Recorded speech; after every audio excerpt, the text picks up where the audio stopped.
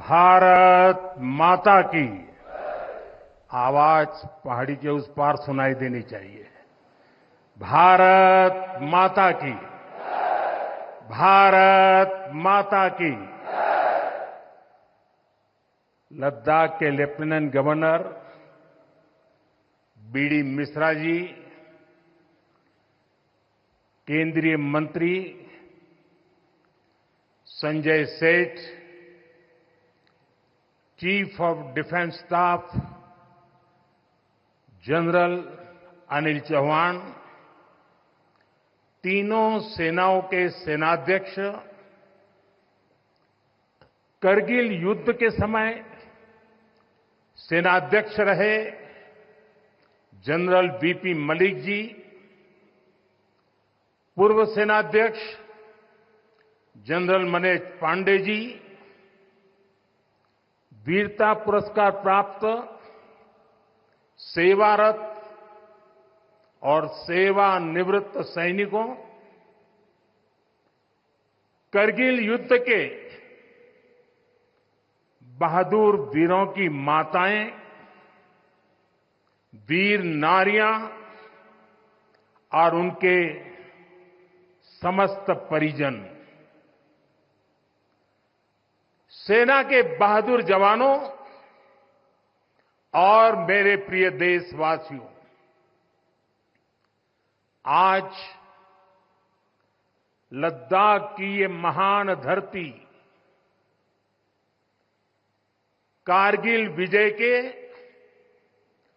25 वर्ष पूरे होने की साक्षी बन रही है। कारगिल विजय दिवस हमें बताता है कि राष्ट्र के लिए दिए गए बलिदान अमर होते हैं। दिन, महीने, वर्ष, सदियां गुजरते हैं, सर्दियां भी गुजरती हैं, मौसम भी बदलते हैं, लेकिन राष्ट्र की रक्षा के लिए अपनी जान की बाजी लगाने वालों के नाम अमिट रहते हैं। ये देश हमारी सेना के पराक्रमी महानायकों का सदा सर्वदा ऋणी है। ये देश उनके प्रति कृतज्ञ है। साथियों, मेरा सौभाग्य है कि कारगिल युद्ध के समय मैं एक सामान्य देशवासी के रूप में अपने सैनिकों के बीच था। आज जब मैं फिर करगिल की धरती पर हूं, तो स्वाभाविक है वो स्मृतियां मेरे मन में ताजा हो गई है। मुझे याद है किस तरह हमारी सेनाओं ने इतनी ऊंचाई पर इतने कठिन युद्ध ऑपरेशन को अंजाम दिया था। मैं देश को विजय दिलाने वाले ऐसे सभी शूरवीरों को आदरपूर्वक प्रणाम करता हूं।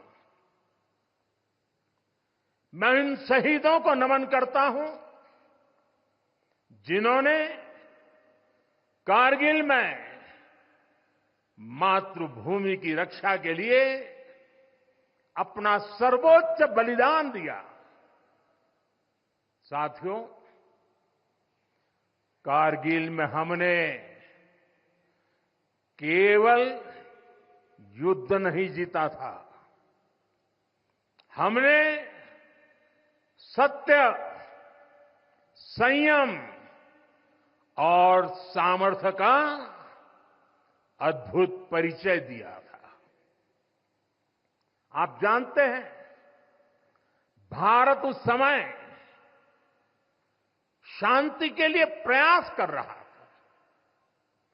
बदले में पाकिस्तान ने फिर एक बार अपना अविश्वासी चेहरा दिखाया।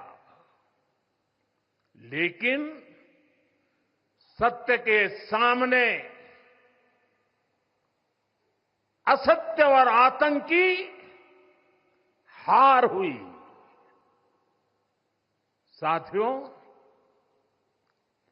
पाकिस्तान ने अतीत में जितने भी दुष्प्रयास किए, उसे मुंह की खानी पड़ी है। लेकिन पाकिस्तान ने अपने इतिहास से कुछ नहीं सीखा है।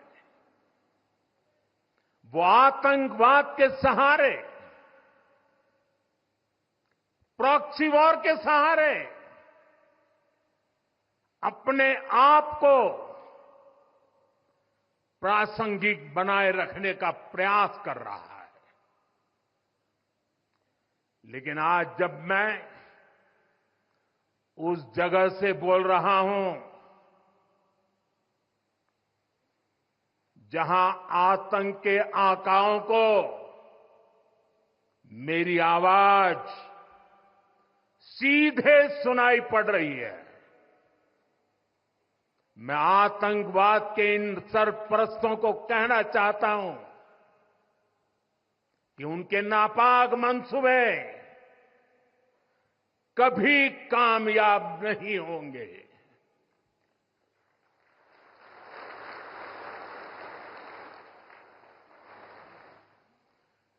आतंकवाद को हमारे जाबाज पूरी ताकत से कुचलेंगे। दुश्मन को मुंह तोड़ जवाब दिया जाएगा। साथियों, लद्दाख हो या फिर जम्मू कश्मीर, विकास के सामने आ रही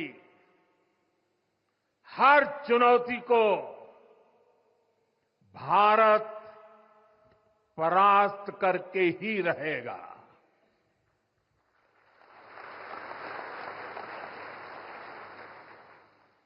कुछ ही दिन बाद इस 5 अगस्त को आर्टिकल 370 का अंत हुए 5 वर्ष पूरे होने जा रहे हैं। जम्मू कश्मीर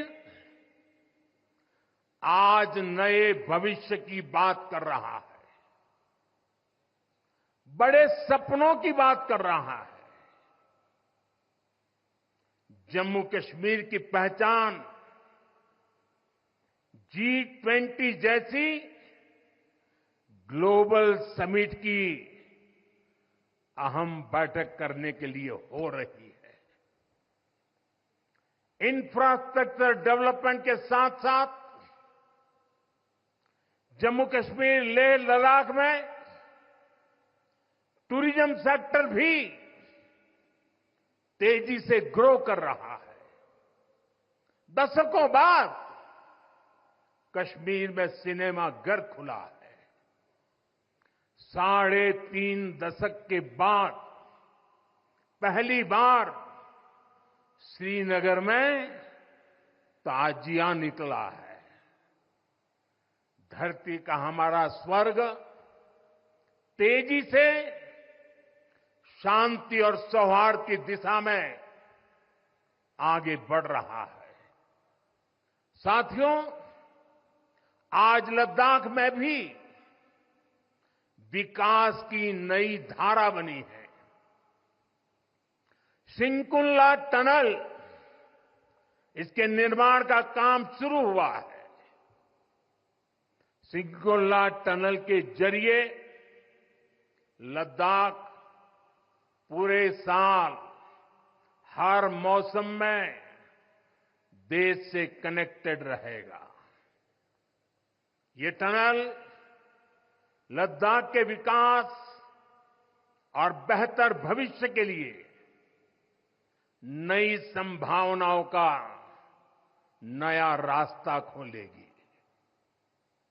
हम सभी को पता है कि कठोर मौसम की वजह से लद्दाख के लोगों को कितनी मुश्किलें आती हैं।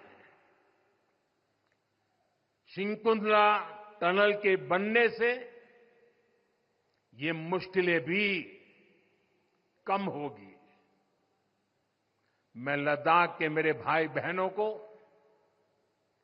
इस टनल का काम शुरू होने के लिए विशेष बधाई देता हूं। साथियों, लद्दाख के लोगों का हित हमेशा हमारी प्राथमिकता रहा है। मुझे याद है कोरोना के समय में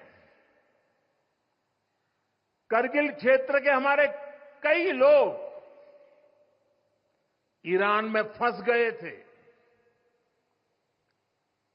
उन्हें वापस लाने के लिए मैंने व्यक्तिगत स्तर पर काफी प्रयास किए। ईरान से लाकर उन्हें जैसलमेर में ठहराया गया था और जब स्वास्थ्य की दृष्टि से पूरी तरह संतोषजनक रिपोर्ट मिले, उसके बाद उन सबको उनके घर तक यहां पहुंचाया था। हमें संतोष है कि हम अनेकों जिंदगियों को बचा पाए। यहां के लोगों की सुविधाएं बढ़े, ईज ऑफ लिविंग बढ़े, इसके लिए भारत सरकार निरंतर प्रयास कर रही है। बीते 5 वर्षों में ही हमने लद्दाख के बजट को 1100 करोड़ से बढ़ाकर 6000 करोड़ रुपए कर दिया है। यानी करीब करीब 6 गुना की वृद्धि। ये पैसा आज लद्दाख के लोगों के विकास में, यहां सुविधाएं बढ़ाने में काम आ रहा है। आप देखिए, सड़क, बिजली, पानी, शिक्षा, पावर सप्लाई, रोजगार, लद्दाख में हर दिशा में दृश्य भी बदल रहा है, परिदृश्य भी बदल रहा है।